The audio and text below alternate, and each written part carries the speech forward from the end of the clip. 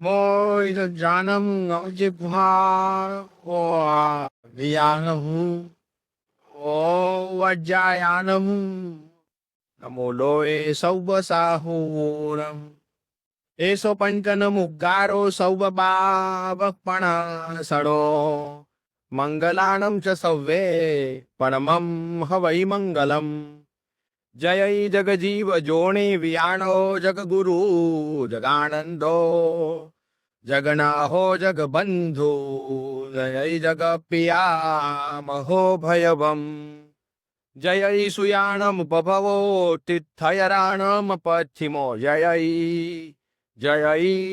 गुरुलोगाणम जय महपा महावीरो ओंकार बिंदु संयुक्तं नित्यं ध्यायन्ति योगिनः कामदं मोक्षदं चैव ओंकाराय नमो नमः अज्ञानविनन्दानां ज्ञानाञ्जनशलाकया नेत्रमुन्मीलितं येन तस्मै विघ्नते नमः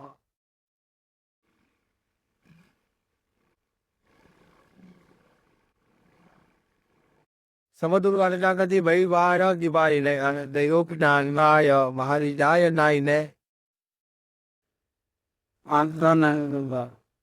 કોઈના પણ ઘરમાં પ્રવેશ કરવો હોય તો પ્રવેશ કરવા માટે દરવાની લે દરવાજા દ્વારા નમી અંદર પ્રવેશ કરી શકાય. કોઈ દિવાલ દ્વારા પ્રવેશ થવા જાય તો દિવાલ પરથી પ્રવેશ ક્યારેય થતો નથી, એ ભટકાઈને બાતો પડે છે.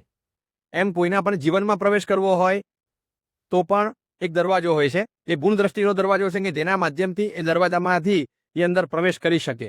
કેટલાક મકાનો બનતા હોય તો મકાનની અંદર ઓટોમેશનની સિસ્ટમ હોય, એ એક દરવાજો તમે બંધ કરો એટલે સામે આપોઆપ બીજો દરવાજો ખુલી જાય. આ બાજુ દરવાજો ખોલી નાખો એટલે આપોઆપ સામે પેલો એક બંધ થઈ જાય. ઓટોમેશનની સિસ્ટમ સાથે લોકો કામ કરતા હોય, એને ખ્યાલ હોય કે જ્યારે એક ખોલવું હોય ત્યારે બીજો આપોઆપ બંધ થાય. એને વારે વારે ખબર જ હોય કે એક સાથે આ બે દરવાજા ક્યારેય ખોલવાના નથી, તો એક દરવાજો ખોલવા જાય ત્યારે સામેનો બંધ થઈ જાય, આ બંધ કરે આ ખોલવા જાય તો સામેનો બંધ થઈ જાય. એને બંને દરવાજાઓને ઇન્ટરકનેક્શન એવું આપી રાખે કે એકની અસર બીજા ઉપર પડે. એવું જ ભૂલ દ્રષ્ટિ, દોષ દ્રષ્ટિ પોતાના સામસામે શેડે લઈને બેઠેલા છે. જેવું જીવનમાં ગુણ દર્શનનો દરવાજો ખુલે એટલે દોષ દર્શનનો દરવાજો આપોઆપ બંધ થઈ જાય. દોષ દર્શનનો દરવાજો તમે જેવો ખોલવા જાઓ એટલે ગુણ દ્રષ્ટિનો દરવાજો આપોઆપ બંધ થઈ જાય. એ દરવાજો ક્યારેય ખુલ્લો રહેતો નથી. માણસ વિચાર કરતો હોય કે વ્યક્તિના જીવનની અંદર જેટલા પણ ગુણો હોય એ ગુણોને જોવાને બદલે જે ગુણો નથી એ ગુણો જોતો હોય. આપણી સામાન્યથી છે ને એક તાસીર છે કે જે નથી એને ખાસ જોવું. આમ એક કોર્નરમાં એક નાક તૂટી જાય એટલે આપણને ખબર પડે કે આમ જીભ વાંકી વળી વળી અને આમ ટર્ન થઈને અંદર કેટલી વાર ભરાય. જો આ દાંત નથી, આ દાંત નથી, આ દાંત નથી. કેટલી બધી વાર આપણને એવું બને છે ત્યાં જીભ ઊંધી વાળી અને એ દાંત જે ખાંચો હોય એમાં આપણે ભરાવીએ.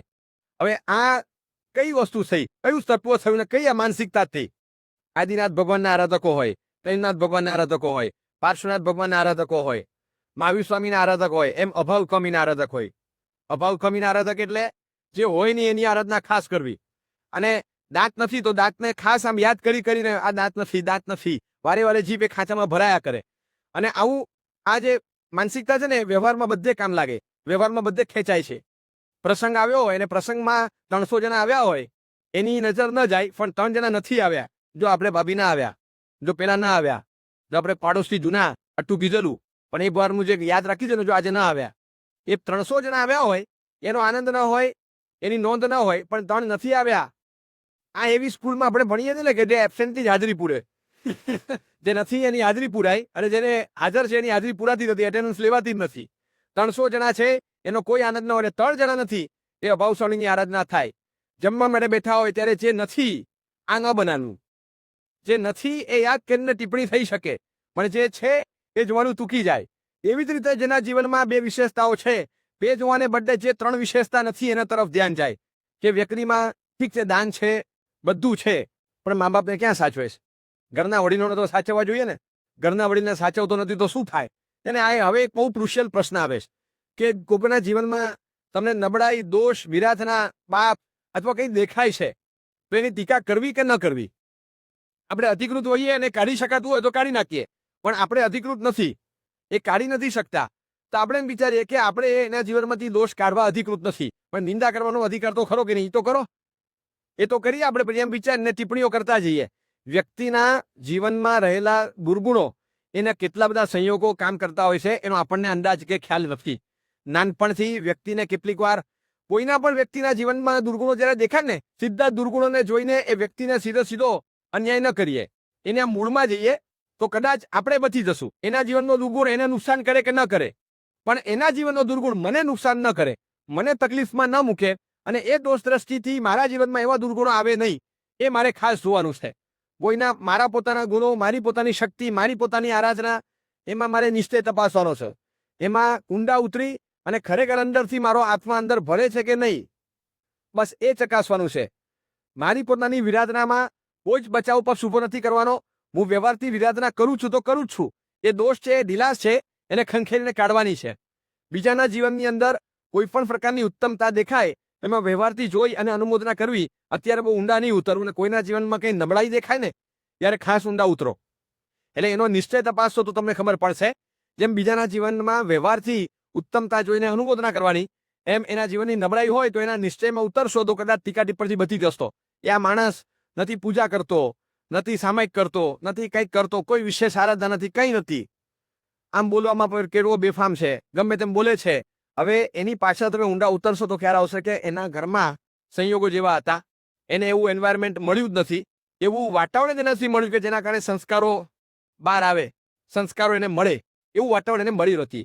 આપણે જેનો વિચાર કરતા હોઈએ એ માણસને સરસ વાતાવરણ મળ્યું હોય, એટલે સરસ વાતાવરણ મળી જવાના કારણે એ માણસમાં સંસ્કાર દેખાય. પણ જે માણસની ટીકા ટિપ્પણ આપણે કરવાનું મન થાય, એના જીવનમાં દુર્ગુણો એટલા માટે છે કે એના જીવનમાં એવા સંસ્કારો પોષી શકાય એવું વાતાવરણ એને મળ્યું જ નથી. નથી મા બાપે ધ્યાન આપ્યું, નથી ઘરમાં કોઈ એવા સંયોગો એને મળ્યા. પૂરક સંયોગો ન મળવાના કારણે એના જીવનમાં જે ગુણવત્તા વિકસવી જોઈતી હતી એ વિકસી નહીં. કેટલા બધા સંયોગો એવા હોય કે વ્યક્તિને ઘરના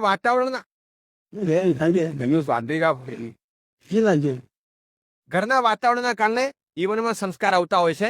કોકનું જોઈને કોક શીખતા હોય છે. હવે એ વાતાવરણ એને ન મળે, આ કેટલી મોટી લોસ છે. અને આટલા મોટા લોસમાં એ વ્યક્તિએ બેયાની પર પોતાનું ટકાવી રાખ્યું હોય ને, બસ આખું જ માત્ર જોવાનું હોય. માત્ર એને જે કર્યું છે એ કરવા ખાતર નથી કર્યું, પણ એને પ્રયત્ન કર્યો હોય છતાં જીવનમાં ગુણવત્તા ન આવી હોય એવું બની શકે. કદાચ કોઈ મહાત્મા હોય, હવે એ મહાત્મા રોજ નવકારસીનું પચકાણ રાખે છે, આઠમ હોય 14 હોય તો પણ નવકારસીનું પચકાણ રાખે છે, લગભગ 4-5 દિવસે કાપ કાઢી નાખે છે, મેલા કપડાં બહુ પહેરતા નથી. પછી દોષિત ગોચરી પણ એમને અવારનવાર વાપરવાની થાય છે. સ્વાધ્યાય 1-2 કલાક છોડી દો, બાકી વિશેષ એવો કોઈ સ્વાધ્યાય થતો નથી.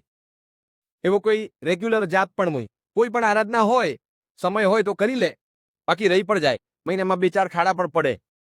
આમ તમે જુઓ ને, તમને આ બધું હું ડેટા એન્ટ્રી આપું, તમને કોઈ મહાત્માના જીવનની ડેટા એન્ટ્રી આપું. આમ સ્વાભાવિક તમને એમ અંદરથી આત્માને પૂછો, એકદમ ઉછળતો બહુમાન ભાવ પ્રગટી જાય ખરો? પ્રગટે? હવે તમે અંદર જઈને તપાસો કે કોઈ બે વૃદ્ધની સેવાના જવાબદારીના સ્થાને છે, એમને રાખતા ઉજાગરા થાય. આપણે 2 વાર ઉપવાસ એમાં ગયા. સવારે ગયા તો સવારે 7 વાગે મારા સૂતા હતા, 5 વાગે જાગી ગયા હતા, દર્શન કરી આવ્યું 7 વાગે પછી આડા પડી ગયા હતા. બપોરે ગયો તો બપોરે અડધો કલાક આરામ કરતા હતા કે મહારાજ આરામ જ કરે છે. ઓર 2 વડી મહાત્મા છે, એમની સેવાનો અવસર છે, અને એના કારણે રાતના લગભગ ઉજાગરા થાય છે. હવે એ આપણને ખ્યાલમાં જ ન હોય તો ખ્યાલ આવે જ નહીં, અને કોઈને અંદાજ ના આવે. પચકાર છૂટું એટલે રાખે છે કે મહાત્મા વડીલ છે, એમને સહેજ અડધો ખાપરો પણ વલગટ કંઈ આય તો વાપરનાર બીજા કોઈ છે નહીં, એટલે એમના હિસાબે એમને લેવું પડે. એમના માટે જે લાવે એમાંથી કંઈ લેવાનું આવે તો દોષિત પણ લેવાનું આવે. મુખ્ય પ્રાયોરિટી સેવાની છે, એટલે એના કારણે પોતાનો સ્વાધ્યાય વિશેષ કરી શકતા નથી. એ સેવાને જ પ્રાયોરિટી એમને આપી છે, એટલે વિશેષ ભણવાનું વગેરે પણ એ વખતે અવસર એમને ન મળ્યો, એ નથી કરી શક્યા. હવે આ બધા સંયોગો તો તમે ઊંડા ઉતરો અને એમનો ખાવ તપાસો, એમના સંયોગોની તપાસ કરો તો ખબર પડે. એ તો આપણને ખબર નથી. આપણે ઉપાસેમાં ગયા અને માત્ર ચિત્ર જોઈને આપણે અંદાજ માંડી લીધો કે એમના જીવનમાં આરાધના કેટલી હશે, એ આપણને કોઈ ખ્યાલ જ નથી, એનો અંદાજ જ ન હોય. તો એના કારણે કોઈક વાર મહાત્મા પ્રત્યે પણ ટિપ્પણી થઈ જાય, એ પણ થઈ જાય, પણ ક્યાં કેવા સંયોગોમાં કોણ કેવી આરાધના કરે છે એનો કોઈ આપણને અંદાજ ન હોય.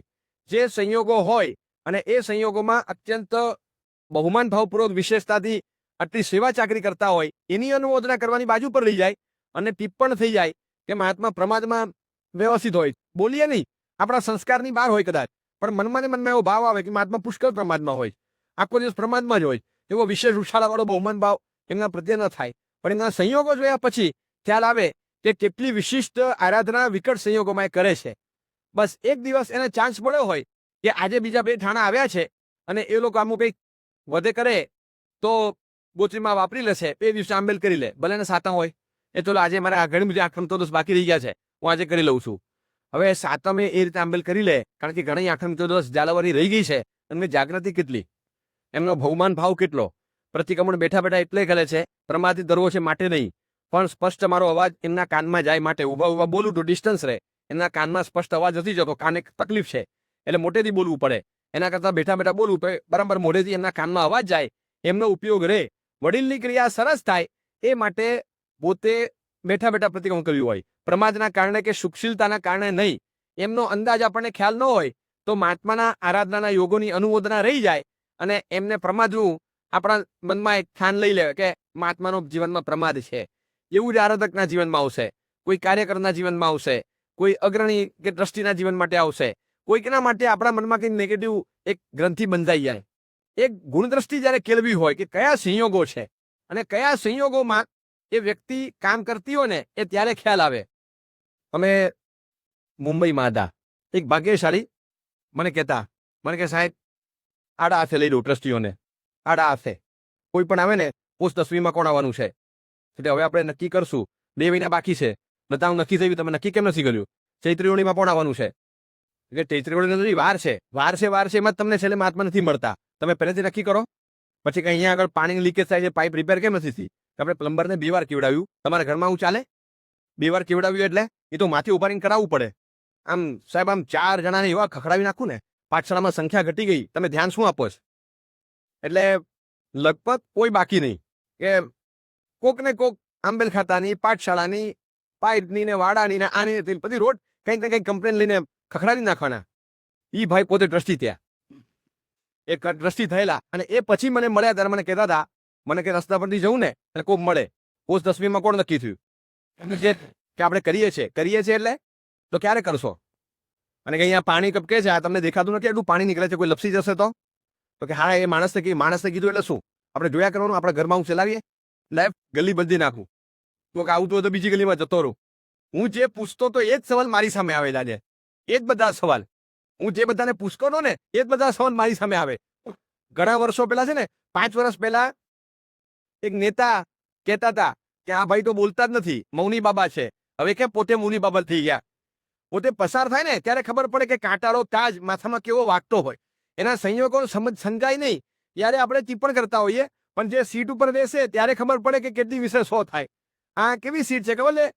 તપેલા સોનાનું સિંહાસન છે, લાલ ચોળ સફાવેલા સોનાનું સિંહાસન, જલ્દી છૂટે પણ નહીં, બહાર બધાને શોભા દેખાય, બેસે ને ચપકા મારે, જે બેસે એટલે ખબર પડે કે આ સિંહાસન કેવું ગરમ ગરમ લાગે, અને બધા ફોટા પાડતા કે તમે સરસ લાગો, સિંહાસન પર રાજા જેવા લાગો, પણ બેસે ત્યારે ખબર પડે આ તપી ગયેલા લાલ ચોળ સોનાનું સિંહાસન છે. સિંહાસન બહુ સરસ લાગે, પણ જે તપારો હોય એ તો બેસે અને ચોંટી જાય ત્યારે ખબર પડે. એટલે આ ઇઝી નથી, બધા સંયોગોમાંથી રસ્તો કાઢવો, કામ કાઢવા અઘરા હોય. તમે આખું કેમ નથી કરતા? હવે 10 જાતના માણસો સાથે કામ કરવાનું હોય, 2 જાતની ખોપડી જુદી હોય, 3 ખોપડી જુદી હોય, બધાને સાથે લઈને ચાલવાનું, કોઈને મનદુખ ન થાય, કોઈને એમ ન લાગે કે હું મારું ધાર્યું કરું છું, અને પાછું સાચું લાગે તો આપણે આપણું ધાર્યું જ કરવું પડે એવું, અને છતાં મારું ધાર્યું નથી કરતો એવું ઠસાવીને કરવાનું.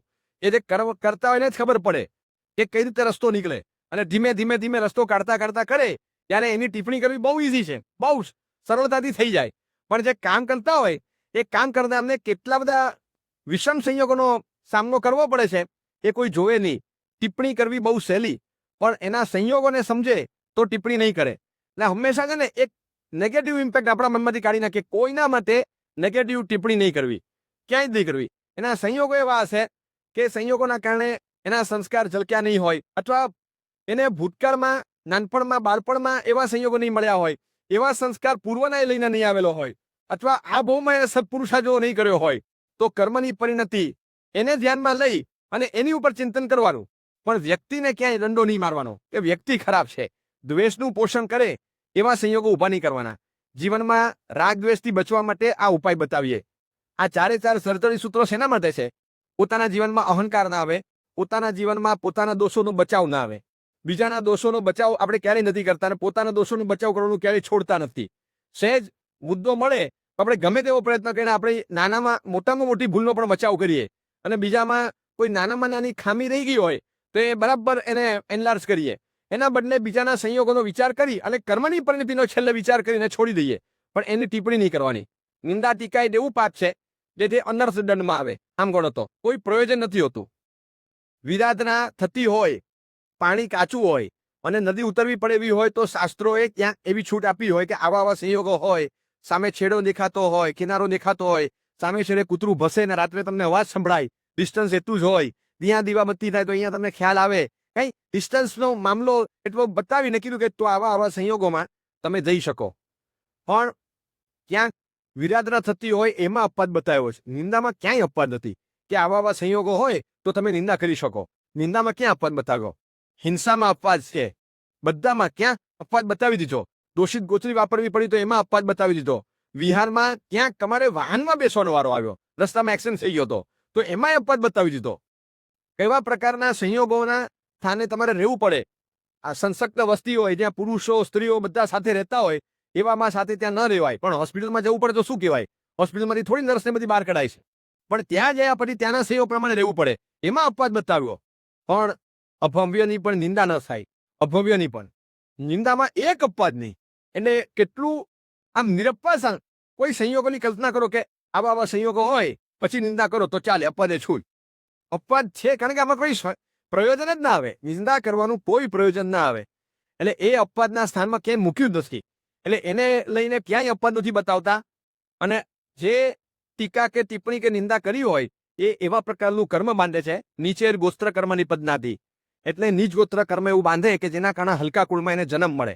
ઉચ્ચ ગોત્ર ઉચ્ચ કુળ એને મળે નહીં. હવે ઉચ્ચ કુળ ના મળે ને એ માત્ર ઉચ્ચ કુળનો લોસ નથી, આખું પેકેજ જાય. લગભગ સારા કુળમાં જન્મે ને એની સભ્યતા સારી, એના સંસ્કાર સારા, બિહેવિયર સારો, એની ભાષા શૈલી સારી, એના મિત્રો સારા, બધું પાડોશ બધા સારા હોય. હલકા કુળમાં જન્મે આખું પેકેજ ઊંધું આવે. એ ગાળો સહજ બોલતો હોય, ઘરમાં બેફામ ગાળાગાળી ચાલતી જ હોય, ઘરમાં આરોપો ચાલતા હોય, ઘરમાં અનાચાર ચાલતો હોય, આ બધું સ્વાભાવિક આખા પેકેજ રૂપે આવે. કુળને ગોત્ર સાથે ઘણા બધા સંસ્કારનું પેકેજ છે. એટલે નીચ ગોત્ર બંધાય એટલે આખું પેકેજ કયું આવશે વિચારો. એટલે નિંદા એટલા નીચા સ્થાને લઈ જાય, અત્યંત હલકા સ્થાને. અને ગુણાનુરાગ હોય, ગુણ દ્રષ્ટિ હોય, એ ગુણની સાથે અનુબંધ ઉભો કરે. નિંદા ટીકા કરવાથી દોષની સાથેનો અનુબંધ ઉભો થાય. અને હંમેશા 10 જગ્યાએ જો તમને તકલીફ દેખાય ને તો માની જ લેવાનું કે 10 માંથી કોઈ જગ્યાએ તકલીફ નથી, તકલીફ મારામાં છે. તકલીફ મારામાં છે. હું 15 ફોટા પાડું છું, દરેક ફોટામાં તમને લાગે કે આ ભાઈના ચહેરા પર આમ ડાઘા ડાઘા છે. પછી એક બિલ્ડિંગનો ફોટો પાડ્યો તો બિલ્ડિંગમાં પણ કંઈક આમ ધાબા ધાબા દેખાય છે. પછી એક ગ્રીનરીનો ગાર્ડનનો ફોટો પાડ્યો, એમાં પણ આમ બરાબર ફૂલ બરાબર ચોખ્ખા નથી દેખાતા. તો બધા ફૂલ દબાયેલા છે, બિલ્ડિંગ ગંદુ છે, ભાઈનું મોઢું ચીકણું છે, એવું ન હોય. કેમેરાનો લેન્સ ચેક કરવો પડે. કેમેરાના લેન્સ ઉપર તમે હાથ ફેરવો, એ ઘીવાળી આંગળી કે ક્યાં લાગી ગઈ હશે નાસ્તો કરતા કરતા, અને પછી ફોટા પડતા હશે તો બધા ફોટા પર એવું આવશે. હું એમ કહું ડોક્ટરને જઈને કે ડોક્ટર સાહેબ પગથી માથા સુધી તકલીફ સવા મળી છે, તમે જરા તપાસીને કહો. મેં અહીંયા આગળ જોયું તો અહીંયા બધે દુખે, પછી અહીંયા જોઉં છું તો અહીંયા દુખે, આ ઢીચરમાં દબાવું છું ઢીચરમાં દુખે છે, અહીંયા દબાવી જોયું ખભા પર તો અહીંયા પણ દુખાવો થાય, બધે જ દુખાવો થાય. એ ડોક્ટર કે તમને કશું જ નથી થયું, આંગળીમાં ક્રેક છે, આંગળીમાં ક્રેક છે. આખા શરીરમાં થોડો બધે દુખાવો થાય. તમને બધે ક્યાં આંગળી અડાડો ત્યાં દુખતું હોય તો સમજવાનું કે આંગળીમાં ક્રેક છે, અહીંયા પ્લાસ્ટર કરી દો અને પછી તપાસો તો ખરેખર ક્રેક નીકળે. તો આવો ક્રેક છે કે નહીં એ આપણે તપાસવાનું. કે ક્યાંક એવું ક્રેક થઈ જાય એના કારણે જ્યાં જઈએ ક્યાં તકલીફ દેખાય, કોઈના પણ જીવનમાં જોખો દેખાય. પૂર્ણ દરેકના જીવનમાં રહેવાની એનું 2 કારણ છે. એક તો છદ્મસ્ત જીવો ભેગા થયા અને બીજા નંબરમાં ક્ષયોક્ષમ ભાવ છે. જીવો બધા છદ્મસ્ત છે, કર્મના પરિણામ ભોગવી રહ્યા છે, હજી અધૂરું છે. એટલે એ બધા જીવોને જોઈને દ્વેષ ન કરવાનો હોય. ચા ગેસ ઉપર ઉકળતી હોય ને એ વચ્ચે પ્રોસેસ હતી ચાલુ હોય. 7 ને 5 તમે મૂકો ને 7 ને 12 ચા નીચે ઉતરે છે, 7 મિનિટ લાગે છે. 7 ને 8 તમે જુઓ, તમે ચમચી લઈને આમ ચાબી જુઓ, તમને કડવી લાગશે. કડવી લાગે ને વચ્ચેના પ્રિયનમાં તમને કડવી લાગશે, જરા આમ તુરી લાગશે, કંઈ વિચિત્ર સ્વાદ લાગશે. તમે સ્ટેટમેન્ટ આપી દેશો કે ચા આવી જ હોય. ચા અંડર પ્રોસેસ છે. એકવાર બરાબર ઉકળવા દો, હજી બધી વસ્તુ અંદર મિક્સ થવા દો, પછી જો કેવી ટેસ્ટી બને છે. ચા માટે અત્યારે ઉતાવળો અભિપ્રાય એટલે ન અપાય કે ચા is under procedure, A process પૂરો થવા દો. એવી જ રીતે દૂધમાં મેલવણ નાખી દીધું અને કલાક 2 કલાક પછી જોવા જાઓ તો આમ પોતા પોતા થઈ ગયા હોય, આમ એવું ખાટું ખાટું લાગતું હોય, તો દૂધ માટે કે દહીં માટે તમે શું અભિપ્રાય આપશો? તમે જામવા દો, સ્થિર થવા દો, આવતીકાલે સવારે તમે આમ સ્લાઇસ પાડો અને દહીં મોઢામાં મૂકીને જે ઠંડક લાગે આઈસ્ક્રીમ જેવું લાગશે તમને. એ વખતે તમે અભિપ્રાય આપો કે દહીં કોને કહેવાય. એ વખતે તમારો અભિપ્રાય સાચો. પણ જ્યાં સુધી દૂધ એમાં મેલવણ નાખ્યું અને દહીં અંદર પ્રોસેસ, જ્યાં સુધી તમે દહીં માટેનો કોઈ કાયમી અભિપ્રાય ના આપી શકો, એ ન જ આપી શકાય. કોઈ પણ વ્યક્તિ માટે કાયમી અભિપ્રાય છે ને નહીં બાંધવો. આ એક પૂર્વગ્રહનું નિમિત્ત બની જાય. અને હંમેશા એવું બને, નાના છોકરાઓ ઉનાળાના દિવસોમાં અગાસીમાં સુવા જાય, દાદાજી સાથે વાતો કરે અને સુતા સુતા કે દાદાજી આપણે સૂઈ જઈએ, આપણે અત્યારે ગરમી છે અગાસીમાં સૂઈએ, પણ પછી શિયાળો આવે ત્યારે આપણે કેમ અગાસીમાં નથી સૂતા, ત્યારે ખુલ્લામાં કેમ નહીં? દાદાજી એ સમજાયું કે બેટા ગરમી હોય ને ત્યારે આ પવનને ઠંડક આપણને ગમે, પછી શિયાળામાં તો બધું પેક કરીને રૂમમાં ભરાઈ જવાના, ત્યારે ખુલ્લામાં ન સુવાય. હવે આ ચાંદામામાં છે, કાલે પૂનમ આવી જાય, આખો ચાંદો છે. હવે આ ચાંદો તો ઉનાળામાં બહાર ખુલ્લામાં હોય, શિયાળામાં બહાર ખુલ્લામાં હોય, કે તેને ઠંડી ના લાગે? દાદાજી કે આ બેટા લાગે, તો એને એક મંડી બનાવી આપવી જોઈએ ને. એના માટે એને એક મંડી બનાવીને એને માપને આપણે આપી દઈએ તો એને ઠંડી ન લાગે. તમે મને કહો છો કે ઓઢીને સૂજે, એને ન અપાય. દાદાજીએ સમજાવ્યું કે હા હું બનાવી દઈશ. છોકરો લે તો બીજો શું કહેવાનું હોય કે આપણે એના માપની મંડી બનાવીને મોકલી દેશું. દાદાજી તો બિચારાનું ભોળિયો છોકરો, એને કે કુરિયર થઈ ગયું એટલે છોકરો માને કે થઈ ગયું હશે. 2 દિવસ થયા તો શું દાદાજી પેલી બંડી આવી ગઈ? તો કે હા આવશે એટલે બતાવીશ. પાછા 1 દિવસ 2 દિવસ થયા પાછો રોજ પૂછપૂછ કરે, દાદાજી બંડી આવી ગઈ? પછી દાદાજી કે શું કે હવે આ છોડશે નહીં. એ કે બેટા આમાં પ્રોબ્લેમ શું છે ખબર છે? આ ગઠિયો છે, રોજ માપ બદલે છે. કેવી રીતે બંડી બનાવવું? હજી માંડ ઓલ્ટર કરવા સરખું કરવા અમે આપ્યું છે, પાછું માપ બદલાયું. તું જો બરાબર 4 દિવસ ધ્યાન આપ. હવે એને પેલા તું સમજાવ તે એક માપ રાખ લે તો હું બંડી બનાવું ને. રોજ માપ બદલ્યા કરે, હું બંડી કેવી રીતે બનાવું, કયા માપથી બનાવું? અને છોકરો રોજ એને સમજાવે, પેલો હજી સમજતો નથી. ચાંદાનું કોઈ ઓરિજિનલ માપ હોય નહીં, કારણ કે એ રોજ માપ બદલે છે, એટલે તમે એનું માપ લગી શકતા નથી. એવી રીતે દરેક વ્યક્તિના રોજ માપ બદલાતા હોય, દરેક વ્યક્તિના એ માપ બદલાય. તમે કોઈ એક ફિક્સ માપની બંડી છે ને કાયમી નહીં પહેરાવી શકો કે આ સારો છે કે આ ખરાબ જ છે. એ કોઈ પણ વ્યક્તિને આજે તમે જે માપ જોયું એ તમને ખરાબ લાગે, પણ કાલે પાછો સુધરી શકે છે ને, એ પાછો કાલે સુધારો થઈ શકે. એક ફિક્સ માપ શું કામ તમે માપી લીધું? કોઈ પણ દરજી હોય, તમારું મેઝરમેન્ટ લીધેલું પણ હોય ને તો પણ એકવાર નવું માપ લેતો ખરો જ. એ નવું માપ તો લેશે. એ કદાચ આ 2 મહિને 4 મહિને 6 મહિને તમે મળો, આ તમારું મેઝરમેન્ટ છે મારી પાસે, પણ સંદા એકવાર સમર માપી જવું ઉભારો ને ક્યાંક પાછું આગુ પાછું ફી હોય તો લાવો આવી જાઓ. એ કે તમારું માપ મારું માપ લખેલું છે, જબો બનાવવાનો, હા માપી લઉં. છતાં ઉભારો ને કે ભાઈ હમણાં આ ચૂંટણી ચાલે છે, પછી આ 56 ની થઈ ગઈ હોય તો જરા માપી જવા દો. એટલે માણસને એને મેઝરમેન્ટ લખેલું હોય તો પણ ફરીથી નવું માપ લેવાની એક એને તાસીર હોય. એ દરજી એ નવું માપ લેશે, એ જૂનું લખેલું હોય છતાં એકવાર ફેર વિચારણા કરશે કે કદાચ બદલાવાની શક્યતા છે. તો દરેક વ્યક્તિમાં એનું માપ બદલાવાની શક્યતા છે, દરેક વ્યક્તિમાં ઇમ્પ્રુવમેન્ટની શક્યતા છે. આપણે 5 વર્ષ પહેલા કદાચ આટલા સારા નહીં હોય અને 5 વર્ષમાં આપણામાં ઇમ્પ્રુવમેન્ટ કદાચ આવ્યું હોય તો એ બીજામાં પણ શક્યતા છે. કોઈ એક ચોક્કસ અભિપ્રાયથી દરેક જણને ક્યારેય નહીં અહંકારવા. એટલે ક્યાં છે ને પૂર્વગ્રહ બંધાઈ જાય પછી આપણે એની સાથે વાત જ નથી કરવી, આપણે એની સાથે બોલવું જ નથી, અથવા તો એના ઘરનું ખાવું જ નથી, એના ઘરની ચા પીવે એ બીજો. આ મનમાં ધારીને બેસી ગયા. હવે માપ બદલાઈ ગયું, સંયોગો પલટાયા છે, એના ભાવ ફર્યા છે, એ કંઈ જ વિચારવાનું નહીં. અને આપણે પાછી એ જ માપથી ચાલ્યા કરીએ કે પેલા માણસ અરે કંઈ વાત નહીં, હું તો એની સાથે વાત જ નથી કરતો, કેટલા વખત થઈ ગયો એની સાથે વાત કરે બીજા, એનો જેવો વિચિત્ર મેં જોયો નથી. એ વખતે કદાચ હશે વિચિત્ર, પણ 5 વર્ષ યાર, એ 5 વર્ષ પછી કોઈ માપ જ નથી બદલાયું. 5 વર્ષમાં એમનામાં કોઈ ફેરફાર નહીં જ થયો હોય, અને એમનામાં નથી થયો તો તમારામાં ન થયો હોય. આપણામાં ફેરફાર થાય તોય ફરક પડે ને. આપણામાં ફેરફાર થાય તો પણ બહુ સરસ એક વાક્ય છે, મને ઘણા બધા લોકોમાં બહુ બધો ફરક લાગે છે, કારણ કે મારામાં બહુ ફરક પડી ગયો છે. આનો અર્થ તમે સમજો, મને બધામાં ઘણો બધો ફરક લાગે છે, કારણ કે મારામાં બહુ ફરક પડી ગયો છે. મારામાં ફરક પડે એટલે બધામાં મને ફરક લાગે.